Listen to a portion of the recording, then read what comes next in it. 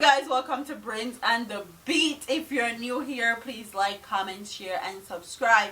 And if you're oldie but goodie, thank you for staying tuned to your girl. So, in today's video, we're going to be talking about something a little more chillax, like something you can laugh about. And it says, I'm 40 years old and I'm the mother of 5 children. My children are 4 different men. When I was growing up, I don't think that I would have children for 4 different men. My mother had 3 of us and all of us are from one man. Although she never got married, she and my father lived together. My father had another woman, but he would never admit it. My mother helps me with my children. The fathers of my children were not all good to me, but I refused to take them to court. One died by the gun. I have a man in my life who is a good man. He helps me a lot. I came to live with him a year ago, but I have a constant embarrassing problem. I would like your advice. Sometimes when we're having sex, my vagina makes noises like I'm passing wind. Sometimes I try to keep my legs close together, but my boyfriend keeps slapping me and telling me to open up. My boyfriend says I should not be embarrassed, but I would like to know what I can do to stop my private parts from making noise. I honestly don't think that I don't believe that people are still asking these questions.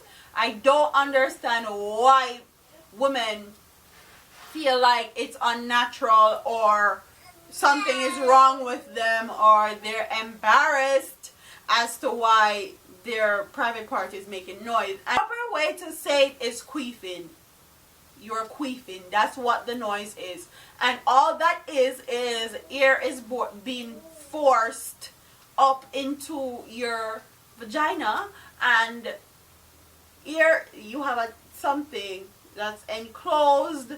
Somebody is pushing something in there, and then air is also going in there also, if I have to demonstrate.